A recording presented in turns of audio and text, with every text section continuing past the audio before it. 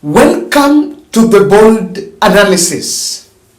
The Tourism Cabinet Secretary, who doubles as Kenya Kwanza's public relations officer, must stop this PR shenanigans.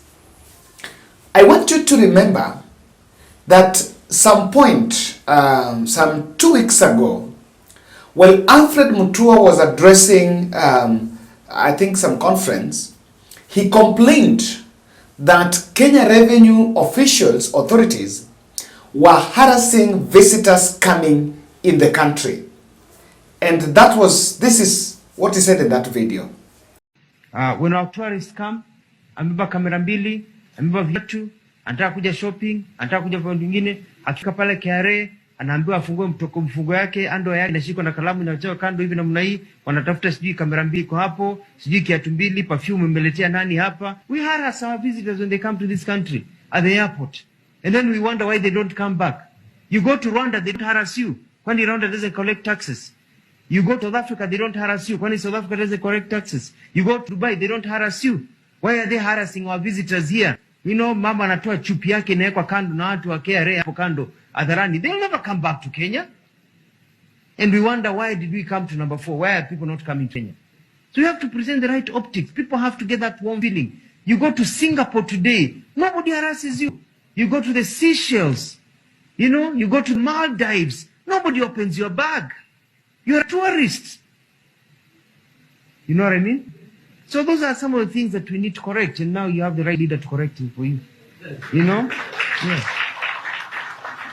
And we'll ask them, whether you tell us we close down the Ministry of Tourism and Wildlife and focus on other things, come on, but if you want us to collect money and get this country to be rich, then stop harassing our products. So that our product can come here and do. Na wakeresi wabaya sana. Ni wazuri. Lakini wana tabia mbaya.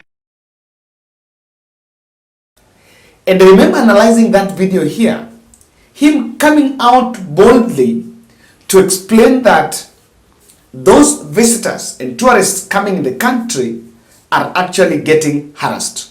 Let's get it this way. Not everyone coming in this country is a tourist. Some of us are just Kenyans working in the diaspora that are coming back. And so, it actually opened the lead on the road at JKIA. And that video was simply showing the way the egg is rotten in the eye of Kenya Revenue Authority. So apparently today, I'm just seeing this, I'm like, and I don't even think, and I want to show you something. Just now, I'm seeing this headline: 14 sex toys, 24 Viagra packs intercepted at JKIA. This is a headline article. This is the headline of the story done by The Star. So it is allegedly things that were found when some officials of the ministry and KRA conducted an impromptu tour with the media in JKIA. After that outburst by Mutua, it actually exposed KRA as people that were harassing. And remember, it was coming at a time when there have been all that allegation that they're harassing people. So allegedly, an impromptu tour was organized. And let me tell you, the invite was sent last night. I think I even saw it in some WhatsApp group. It was sent last night, and the time had not been clarified, but it was somewhere, they just said morning. Now, according to what they are saying, when Mutua and the team went there, the following are what they intercepted: sex toys, 339 drones, 7 guns, 18 toy guns, 11 magazines, 8 handcuffs, 24 walkie-talkies, and 24 Viagra packs. So, what was this supposed to show, or what was the essence of this? What was the essence of this tour, or of this impromptu tour? The items were allegedly ferried into the country between July and October 2023. This, according to what KRA is saying, the Customs Office is saying, these are some of the few things that they had confiscated from Kenyans that were coming in the country between July and October. So, you know, and that's why I'm saying it's some PR shenanigans, because the authorities listed 430 items as restricted within 132, with 132 being prohibited. The seized goods constituted that. Now, you know, the objective of this impromptu and the objective of this story was simply to sanitize KRA. The discussion about being asked to remove this and that, and remember when the governor was asking that people are being told to remove even some of their underpants, and it was a problem.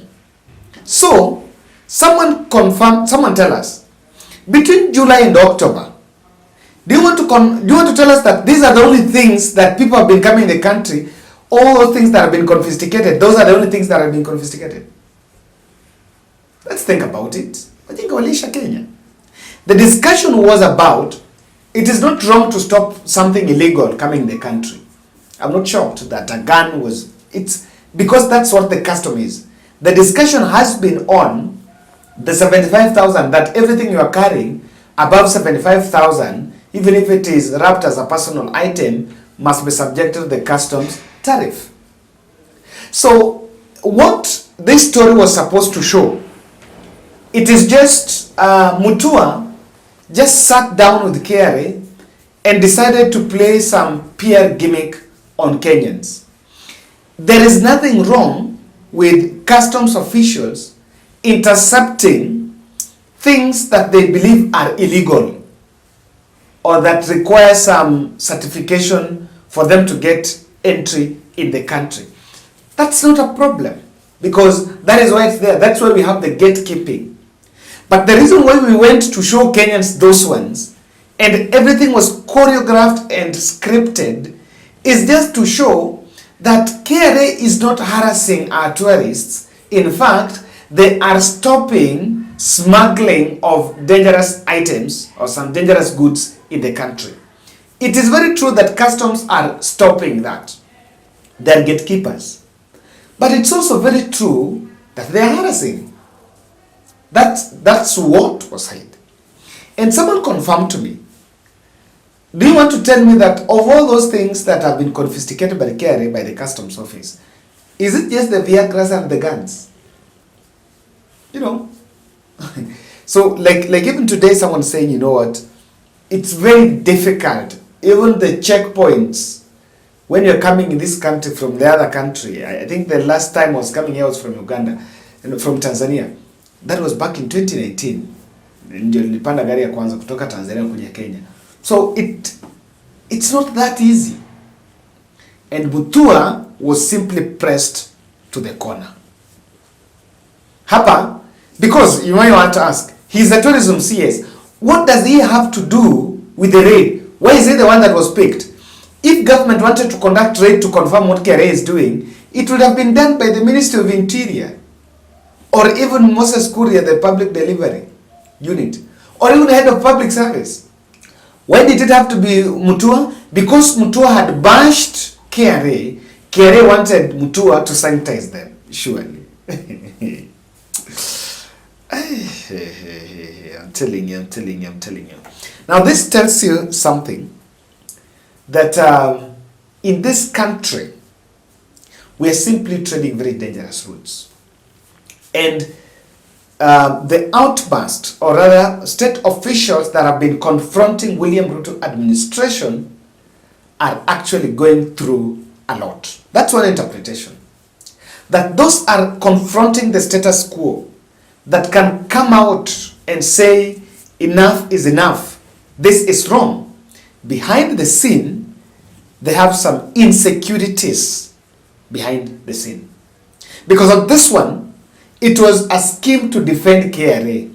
And Mutua a call was placed, told, you know what, KRA is the tax collector.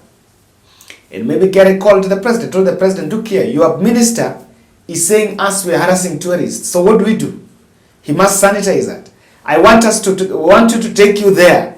We want to take Waziri there so that Waziri can see what we've been intercepting. And it brings me to the second thing. If William Ruto will not accept to take criticism and these people that are telling him the truth and continue to hide in the PR gimmicks, then the country still go down. Because someone argued, as Sonia Kang was saying, that there are quite a lot of things that are being hidden from the president. If we wanted to do it, by the way, hata nimekumbuka, who is in charge of JKIA? JKIA falls under the Ministry of Transport, which is Murkomen. So if Murkomen was going, and in fact, Kenya Kwanza got it wrong. Even if you wanted to sanitize KRA, you did go to pick, you were not supposed to go and pick Mutua. You would have asked Waziri Murkomen to go there and conduct that impromptu visit. Then when he conducts the impromptu visit there, then he will sanitize by getting some of these things because he's the person in charge. Because honestly, how do then you take the minister in charge of tourism to go and sanitize KRA? Simply because he's the one that blew the cover. So after Mutua blew the Kenya Kwanza cover, he's been pushed to the corner. And on this one, it's nothing like trying to find the truth. Here is just a scheme. Everything was choreographed, set up. This is what you guys have found. So that I'll come and tell Kenyans that at the end of the day, while I blame KRA for harassing, but there are some gains in those harassings, in the harassment, which I don't think is the right way to go about it. Number 3, the syndicate at JKIA, the smuggling syndicate at JKIA is deep. And of course, it's getting very super protection. The smuggling syndicate is deep and is taking super protection. I will one day look at this because I even listened to the controller of budget explaining why we cannot manage the dollar because of dollar smuggling. And anyone who touches on it, there is something to be created, to save the image of the tax collector. We still remain, and Mutua must just remain on his ground, that if something is wrong, is wrong. However much you may want to pamper it, a lie will remain a lie. And if it is an illegality and harassment, it will remain a harassment. In fact, I'm even wondering, we are sorting personal assortments of people. Yes, Viagra is illegal. I don't know that it's illegal, or maybe it's under medical prescription. So do we look at those wazungu's things, naonyesha huyu alibeba hii, we need to review. I don't think we need to go that deep. Maybe we are overstretching the screening. Thank you. But on this one, Mutua is wrong. Achana KRA. Kama walifanya makosa, you cannot be told to go and sanitize them. Then you leave the office and carry some media guys with the camera so that you go there and create. I don't buy it. Thank you.